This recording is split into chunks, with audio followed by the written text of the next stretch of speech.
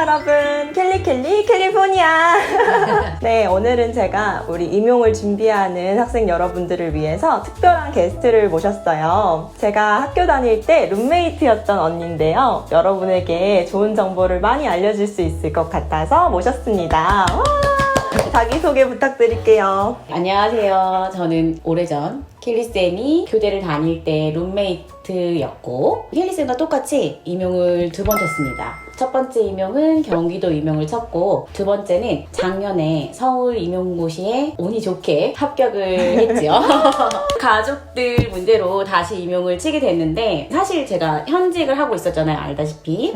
현직을 하고 있음에도 불구하고 임용은 긴장되는 게 많아서 지금 후배님들께서 얼마나 긴장을 하셨을지 이해가 여실히 맞아요. 정말 네. 제가 슬기쌤을 모셔온 이유는 슬기쌤이 여러분이 가장 많이 걱정하시는 부분 중에 하나인 신층 면접에서 굉장히 고득점을 하셨어요. 여러분에게 신층 면접 팁을 좀 풀어드린다고 합니다.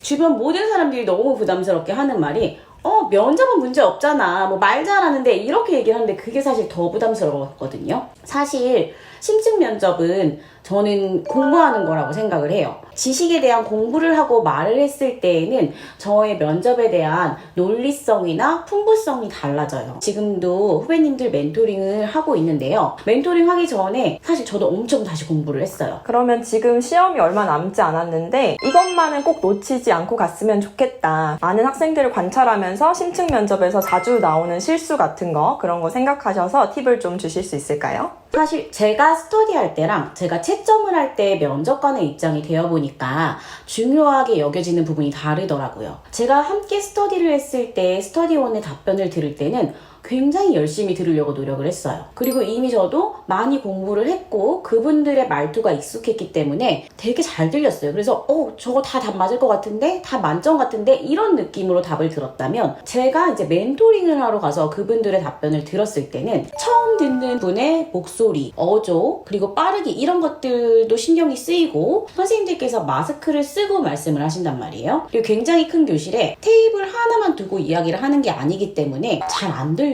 사실 수업을 할 때도 많이 느끼는데요. 맨 앞에서 이야기할 때 맨 뒤에 있는 학생들이 이야기하는 소리가 잘 들리지 않거든요. 그거랑 똑같이 일단은 목소리와 발음이 가장 중요할 것 같아요. 좋은 답변이라도 들리지 않으면 체크되지 않거든요.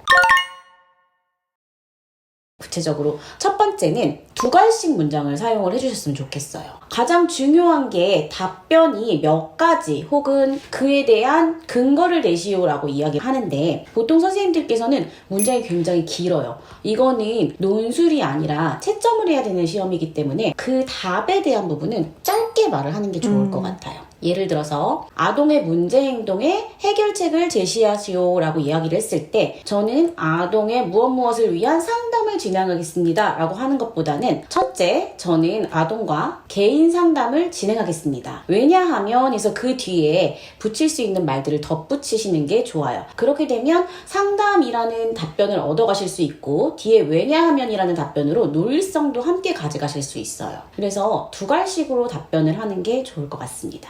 이제 2번째로 제가 말씀을 드리고 싶은 것은 답의 구조를 서두에 말해라 라는 부분이에요. 얼마 전에 멘토링 했던 문제인데요. 가정폭력의 특징을 말하고 그에 대한 원인 2가지와 해결책 2가지를 말하라는 문제가 있었어요. 그렇다면은 특징을 먼저 제시를 한 다음에 이 답변은 2가지 방법으로 이야기를 할 수 있거든요. 첫 번째는 문제점을 2가지를 이야기를 하고 그에 이어서 해결책을 따로 2가지를 말하는 방법과 두 번째는 해결책과 문제점을 각각 연결해서 말하는 방법이 있어요. 2가지 다 장점이 있는데요. 첫 번째 답변 구조의 장점은 가지수가 정확하게 체킹이 돼요. 왜냐하면 문제점을 첫째, 둘째, 해결책을 첫째, 둘째로 이야기를 하기 때문에 이 4가지를 정확하게 가져가실 수 있다는 장점이 있어요.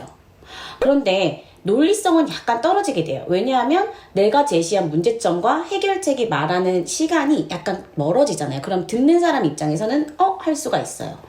근데 2번째 답변 구조는 문제점과 해결책을 연결해서 말씀하실 수 있어요. 문제점은 이것입니다. 그리고 그에 대한 해결책은 이것입니다. 라고 말씀을 하시면서 논리성을 가져가실 수가 있는데 여기서 조금의 단점이 있어요. 채점을 할 때 느꼈는데요. 선생님들께서 표지어를 정확하게 말씀을 해주시지 않으면 왜냐하면의 뒷부분이 앞에 주장에 대한 근거를 말씀을 하시는 건지 아니면 답변의 가지수인 해결책에 들어가는 건지 이 부분이 체킹이 정확하게 안 되더라고요. 그래서 선생님들이 이 단점을 보완을 하시려면 이렇게 하시면 좋을 것 같아요. 첫 번째는 아동학대의 문제점과 해결책을 각각 말씀드리겠습니다. 혹은 두 번째로 말씀을 하실 거라면 아동학대의 문제점과 그에 대한 해결책을 연관지어서 말씀드리겠습니다. 이렇게 서두를 끊고 넘어가시면 채점자 입장에서는 그럼 문제점 다음에 해결책이 나올지 두 번째 문제점이 나올지를 정확하게 파악을 하실 수 있겠죠. 마음의 준비를 미리 하실 수가 있겠네요. 그렇죠.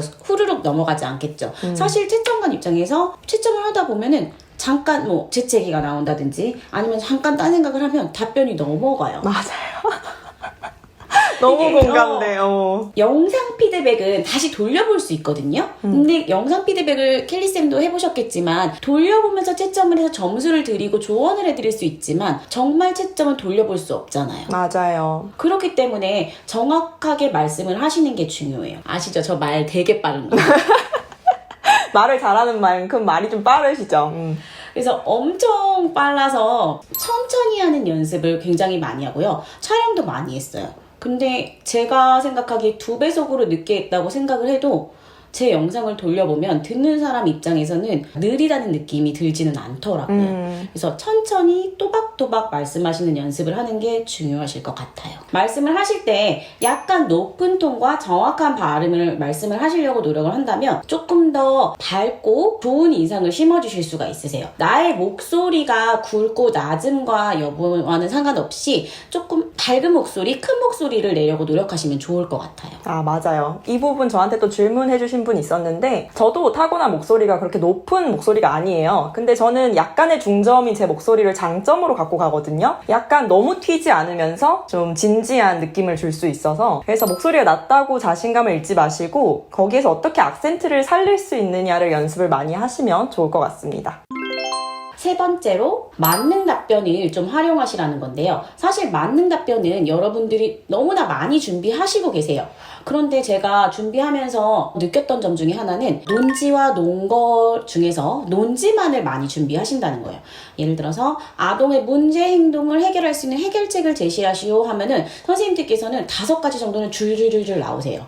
예를 들어서 회복적 대화를 한다, 아동 상담을 실시한다, 위센터와 연계한다, 교원학습 공동체를 활용을 해서 선생님들과의 지식을 나눈다. 이렇게 줄줄 나오는데 이에 대한 근거 문장을 이야기를 하라고 하면 라고 말씀을 하시게 돼요. 안타까웠던 부분 중에 하나가 답변이 풍부하려면 논거 부분도 풍부하셔야 되거든요. 그래서 저는 어떻게 했냐면 우리가 준비할 수 있는 만능 답변의 한두 가지 그리고 여러 가지들 부분에서는 뒤에 논거를 함께 생각을 했어요. 이걸 외운다는 느낌이 아니라 평소에 연습을 하고 복기를 하실 때 예를 들어서 아동 상담이다 라고 얘기하면 아동 상담을 활용하겠습니다. 그 이후에는 아동 상담을 통해서 레포를 형성하고 아이의 깊은 내면을 파악하여 문제 행동의 원인을 찾겠습니다. 이런 식으로 그 다음 문장을 어떻게 처리할지를 평소에 고민을 해 놓으신다면 같은 문제가 아니라 다른 문제에서 아동 상담을 쓰셨을 때 그 뒷문장을 활용하실 수 있잖아요. 그러니까 해결법 자체는 이렇게 단어 위주로 키워드로 외워놨는데 그걸 왜 써야 되는지에 대한 이유, 논리적인 타당성이 좀 부족하다는 말씀이시죠? 그렇죠.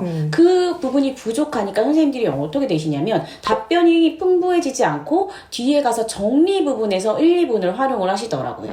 근데 정리 부분이 풍성하면 연결성이나 통일성 이런 부분을 가져가실 수 있겠지만 정작 가져가셔야 되는 답변의 가지수에서 점수를 좀 놓칠 수 있으실 것 같아요. 그래서 서론과 결론은 조금 간결하게 가지고 가시고 그 안에 있는 답변에 있는 근거 부분을 풍성하게 하시는 연습을 하시는 게 좋을 것 같아요. 맞아요. 이게 초수일수록 약간 서론과 결론을 좀 멋지게 풀어내려는 그런 습관이 좀 있는 것 같아요. 저도 초수 칠 때는 그 앞부분 뒷부분을 좀 자연스럽게 멋지게 만드는 연습을 많이 하려고 했는데 서론 결론은 사실 체킹이 잘 안 되기 때문에 그냥 구조만 갖추고 있으면 되고 본론 내용이 정말 탄탄해야 된다는 거.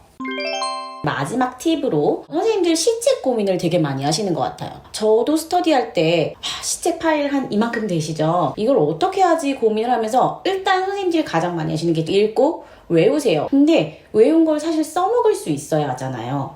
그러려면은 어떻게 하시면 되냐면 저의 방법을 말씀드리자면은 중요한 키워드를 적었어요. 서울시 시책에서 정말 중요한 우정이 있는 교실, 그 다음에 요즘 학습 격차 때문에 교육의 사다리 뭐 이런 부분들, 중요한 부분들을 적어놓고 그것이 어떤 답변에 연결될 수 있을지를 유목화시켰던 것 같아요. 예를 들어서 우정이 있는 교실이라고 하면은 질문이나 아이들 뭐 우정 혹은 왕따 이런 문제의 키워드로 들어갈 수 있다라고 생각을 한다면 그런 문제들 속에 키워드에 집어넣고 답변을 어떻게 할지를 고민을 한 번쯤 해보시는 것도 시책을 써먹을 수 있는 방법인 것 같습니다. 여러분들 다 만능틀 갖고 계시죠? 안 갖고 계신가요? 당연히 가져가죠. 만능틀 없으면 못하죠. 그 약간의 변형이 있지만 여러분들의 수업에서 빠짐없이 존재하는 부분들이 있을 거예요. 저 같은 경우는 공생짝이라고 해서 공부생활짝, 파브르타, 모듬활동에서는 뭐 돌아가며 말하기, 그 다음에 생각이 열리는 질문, 나눠 우리 평가지, 좋아의 평가 이런 것들은 모든 수업에서 빼놓지 않고 쓰는 요소였어요. 이거 이외에도 여러분들 수업에는 굉장히 많은 루틴들이 있을 거예요. 그거를 쭉 적었어요. 적은 다음에 어떻게 했냐면 반성적 성찰 문제가 주로 나오는 문제들이 있어요. 문제들이 정말 다른 것 같으면서도 대부분 범주화를 시키면 비슷하거든요. 예를 들어서 서울시에 우정이 있는 교실 혹은 질문이 있는 교실 이런 식으로 유목화를 해서 그 시책에 맞는 혹은 질문에 맞는 답변을 나의 수업에서 찾아 나갔어요. 그래서 우정이 있는 교실에는 짝하부르타가 질문이 있으니까 함께 우정도 가져갈 수 있겠구나. 혹은 나눠우리 평가지도 함께 평가를 하는 거니까 우정이 있는 교실에도 들어갈 수 있겠구나.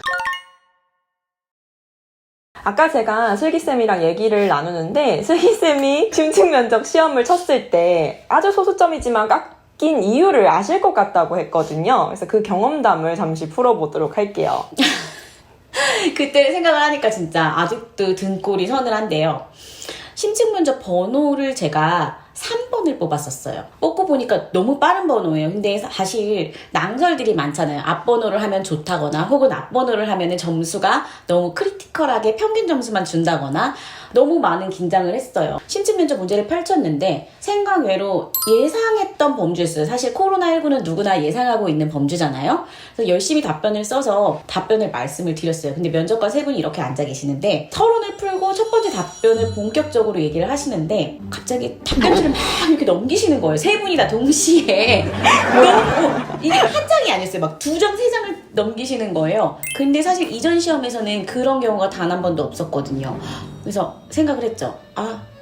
내 답변이 굉장히 잘했거나 아니면 망한 거다. 이거는 내 답이 저 안에 없구나. 이제 큰일 났다 하면서 머릿속이 하얘진 거예요. 하얘져서 잠시 생각을 정리하고 말씀드리겠습니다 하고 내 답변을 다시 정리를 왜냐면 머릿속이 하얘졌으니까 말이 꼬이는 것보단 전 잠시 멈추는 게 낫다고 생각을 했거든요. 잠시 멈추니까 한 번 이렇게 하시다가 이렇게 쳐다보시더라고요, 저를. 그래서 다시 시작을 했거든요. 근데 그분들은 제 시험 내내 이렇게 앞뒤로 왔다 갔다 하시면서 종이를 펼치셨어요. 그래서 시험을 치고 나와서 큰일 났다. 어떡하지? 그 뒤로 이제 케이쌤한테도 이렇게 연락을 드렸고 큰일 났다. 이제 내일 시험이 영어인데 보러 가지 않겠다. 이렇게 말을 할 정도로 당황을 했는데요. 결론적으로 가장 심층이 높게 나왔죠. 결론적으로는 점수가 아주 잘 나왔다는. 그쵸. 네.